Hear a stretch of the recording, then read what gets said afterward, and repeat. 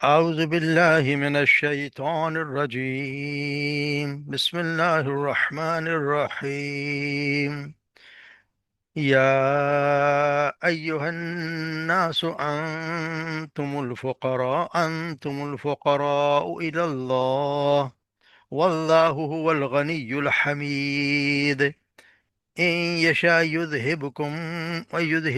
ويأتي بخلق جديد، وما ذلك على الله بعزيز. ولا تزر وزر أخرى، وإن تدع مثقلة إلى حملها لا يحمل منه شيء، ولو كان ذا قربى. إنما تنذر الذين يخشون ربهم بالغيب وقاموا الصلاة. ومن تزكى فإنما يتزكى لنفسه،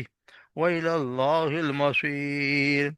وما يستوي الأعمى والبصير، ولا الظلمات ولا النور، ولا الظل ولا الحرور. وما يستوي الأحياء ولا الأموات،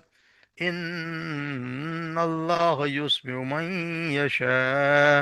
وما أنت بمسمع من في القبور.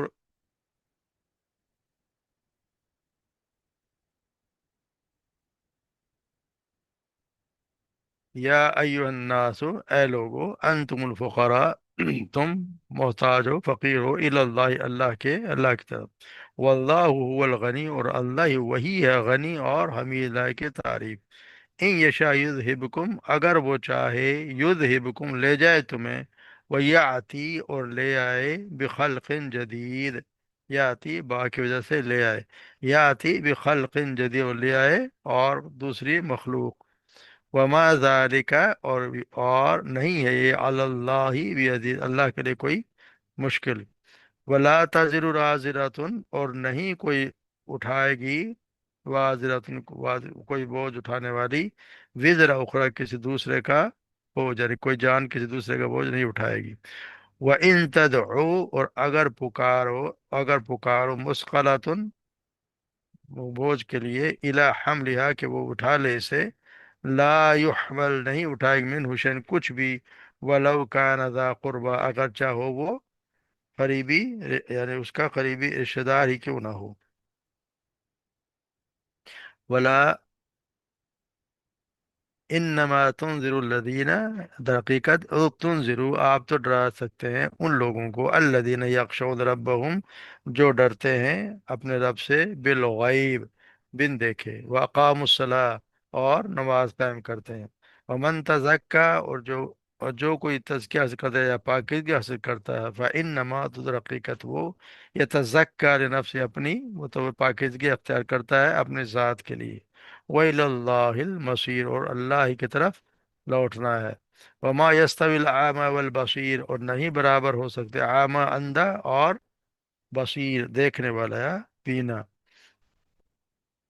وَلَا الظُّلُمَاتُ وَلَا النُّورُ، اور نہ ہی اندھیرے اور نہ ہی روشنی، یعنی کفر اور ایمان۔ وَلَا الظِّلُّ وَلَا الْحَرُورُ، اور نہ ہی سایہ اور نہ ہی گرمی، یعنی نہ سایہ اور نہ دھوپ، یہ اس کا مطلب ہے کہ نہ جنت اور نہ جہنم۔ وما یستوی الاحیاء، اور نہیں برابر ہو سکتے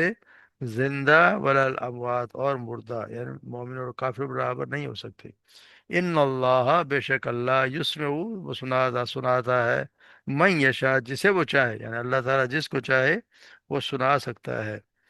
وما انت، اور آپ نہیں ہیں، بمسمع، کہ ہرگز سنانے والے، آپ ہرگز سنانے والے، من فی القبور، جو کوئی قبروں میں ہے، انہیں آپ سنا نہیں سکتے۔ تو یہاں جیسے پچھلی آیات میں، پچھلے سبق میں پڑھا ہے کہ اللہ تبارک و تعالیٰ نے یہاں پہ مثال دی ان لوگوں کی جن کو یہ لوگ پکارتے ہیں اللہ کے سوا، اور پھر بتا دیا گیا ہے کہ وہاں پہ صاف بتا دے کہ آسمان و زمین کا مالک تو اللہ ہی ہے، اس کے سوا جنہیں تم یہ لوگ پکارتے ہیں وہ کسی نفع نقصان کا اختیار رکھتے ہی نہیں، یہاں تک کہ قطمیر یعنی جو ہم پڑھا ہے کہ گٹھلی کے باریک چھلکے کے برابر اس کے مالک نہیں۔ اب سارے پچھلے بیان کے خلاصے کے طور نتیجے بتا دیا ہے کہ لوگوں، اللہ تعالیٰ ہی ہر طرح سے، تم تو اللہ تعالیٰ ہی کی ہر طرح سے محتاج ہو، اپنے وجود میں اپنی بقا اور ہر ضرورت کے لیے اللہ تعالیٰ ہی کے محتاج ہے۔ یعنی کہ تو کہتے ہیں غنی، غنی کا مطلب سے مراد ہوتے ہیں ہر وہ چیز کا مالک ہے، وہ ہر چیز سے بے نیاز ہے، کسی کی مدد کا محتاج نہیں ہے۔ اور حمید سے مراد یہ کہ اپنے آپ سے محمود ہے، کوئی اس کی حمد کرے یا نہ کرے، مگر حمد شکر و تعریف کا استحقاق اسی کو پہنچ، ساری تعریفیں اسی کے لیے۔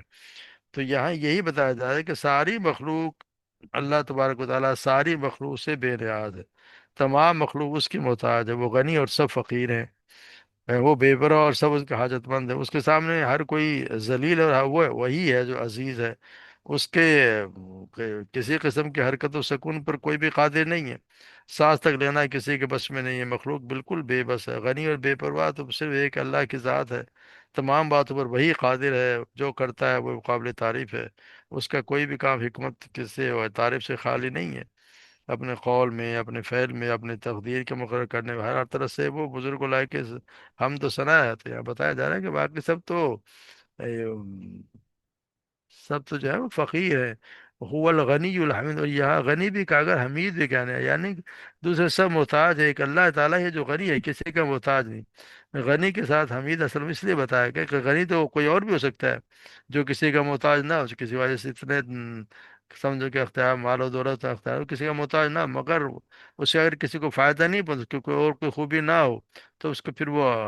آگے اسی لیے فرما دیا ہے کہ اللہ تبارک و تعالیٰ ایسا غنی ہے جو غنی بھی ہے اور تمام خوبیوں کا مالک ہے، یعنی تمام مخلوق کو اس کا ہر نعمت اسی کا عطا کرتا ہے، وہ اپنے خزانوں سے وہی لٹا رہا ہے،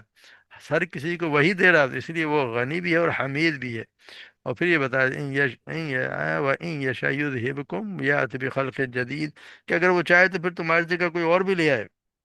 یعنی کہ اللہ کی قدرت ہے کہ اگر وہ چاہے سب کو غارت برباد کر دے اور تمہاری عوض دوسروں کو لے آئے، رب کے لیے یہ تو کوئی مشکل کام تو نہیں ہے۔ یا ایسے فرمایا تھا تم کوئی اپنے بلبوتے پر زمین میں دندراتے نہیں پھر رہے، اس کا ایک اشارہ اس کے کافی ہے کہ تمہیں یہاں سے چلتا کرے اور کسی اور قوم کو تمہاری جگہ اٹھا کھڑا کرے، لہذا اپنے یہ اتنے اوقات ہے اس کو پہچانو اور وہ روش اختیار نہ کرو جس سے آخرکار قوم کی شامت آیا کرتی ہے، اور اللہ کی طرف سے جب کسی کی شامت آتی ہے تو ساری کائنات میں ایسی کوئی ہستی یا کوئی طاقت ہے نہیں جو اس کو روک سکے، اس کے تو اپنے فیصلے کا نافذ کرنے سے کوئی روک نہیں سکتا، تو اس لیے بتایا جا رہا ہے کہ اپنے آپ کو ذرا سنبھال لو، یہ نہ ہو کہ اللہ تعالیٰ تمہیں تباہ کو برباد کر کے تمہارے کو اور لے آئے، اور یہ اسے کوئی مشکل کام نہیں ہے۔ پھر بتایا بلا تاجر بازراتوں وزرا اخرى، اور کوئی جان کسی دوسرے کا بوجھ، کوئی بوجھ اٹھانے والا تو کچھ دوسرے کا بوجھ نہیں اٹھائے گا، چاہے وہ اس کو کوئی بوجھ اٹھانے کے لیے کسی اور کو آواز بلائے گا بھی تو کچھ بھی وہ نہیں اٹھائے، چاہے اس کا کتنا قریبی ہی رشتہ دار کیوں نہ ہو، یعنی قیامت کے دن کوئی دوسرے کے گناہ اپنے اوپر نہ لے گا، کوئی گناہ گار اپنے بعض یا سب گناہ دوسرے پر لادنا چاہے تو یہ چاہت بھی اس کی پوری نہ ہوگی، ہر کوئی کوئی نہ کوئی کوئی بھی نہیں ملے گا جو اس کا بوجھ اٹھائے، مطلب یہ ہے کہ بوجھ سے مراد اعمال کی ذمہ داریوں کا بوجھ ہے اصل میں، مطلب ہے کہ اللہ کے یہاں ہر شخص اپنے عمل کا خود ذمہ دار ہے، ہر ایک پر صرف اسی کے اپنے ہی عمل کی ذمہ داری عائد ہوتی ہے، اس کا کوئی امکان نہیں کہ ایک شخص کسی ذمہ داری کا بار اللہ تعالیٰ کی طرف سے کسی دوسرے پر ڈال دیا جائے، یا نہ یہی ممکن ہے کہ کوئی شخص کسی کی ذمہ داری کا بار خود لے لے۔ اصل میں یہ مکہ معظمہ میں جو لوگ اس زمانے میں اسلام قبول کیا کرتے تھے، ان سے ان کے مشرک رشتہ دار یا سرداران جو وہ برادری کے لوگ کہا کرتے تھے کہ تم ہمارے کہنے سے اس نئے دن کو چھوڑ دو، اپنے آبائی دین پر قائم رہو، اور یہ آپ محمد صلی اللہ علیہ وسلم کے ساتھ چھوڑ دو، اس دن جب قیامت قائم ہوگی ان کے حساب سے تو ہونی نہیں تھی، اور ہوگی تو ان کہتے ہیں ہم تمہارے گناہوں کو بوجھ اٹھا لیں گے، تو یہاں یہی فرمایا جا رہا ہے کہ اس دن کوئی کسی کے کام نہیں آئے گا، کوئی کسی کا بوجھ اٹھائے گا نہیں، کیونکہ قرآن صاف صاف بتا رہا ہے کہ اس دن ایک دوسرے کو دیکھیں گے بھی، مگر ایک اپنے والد بھی اور بیٹا بھی اپنے باپ سے بھاگے گا، تو یہاں یہی فرمایا جائے کہ اس کا رد ہے، اور کچھ لوگوں کا اس کا بھی مشکین کا اس یہ بھی رد ہے کہ جیسے کرسچن کا کہنا ہے کہ مسیح علیہ السلام نے ان کے گناہوں کی پاداش میں سولی پر چڑھ گئے اور وہ سارے ہمارے گناہ کفارہ ادا کر دیا۔ اس طرح ہمارے یہاں بھی بعض کلمہ گو حضرات کا کہنا ہے کہ حسین کی محبت کی وجہ سے انہیں قیامت کے دن کوئی نہیں پوچھے گا، کیونکہ انہوں نے شہید ہو کر اپنے ساتھ محبت کرنے والوں کے گناہوں کا بوجھ خود اٹھا لیا۔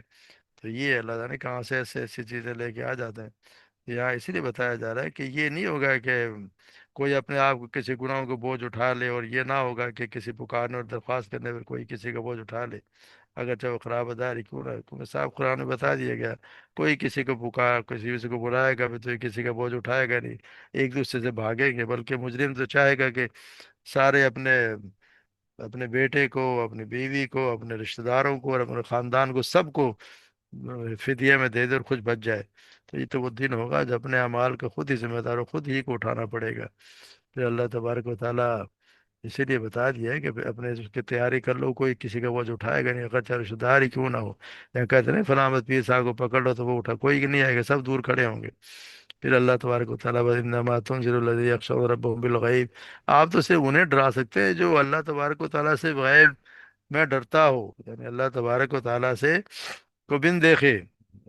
آپ صلی اللہ علیہ وسلم کو تسلی اسم دی جا رہی ہے کہ آپ ان لوگوں کے رویے سے دل برداشتہ نہ ہو، غمزدہ نہ ہو، جو آپ کی دعوت سن کر ایمان نہیں لاتے، کیونکہ آپ تو صرف ان لوگوں کو ڈرا سکتے ہیں جو اپنے رب کو دیکھ ہوئے اس سے ڈرتے ہیں،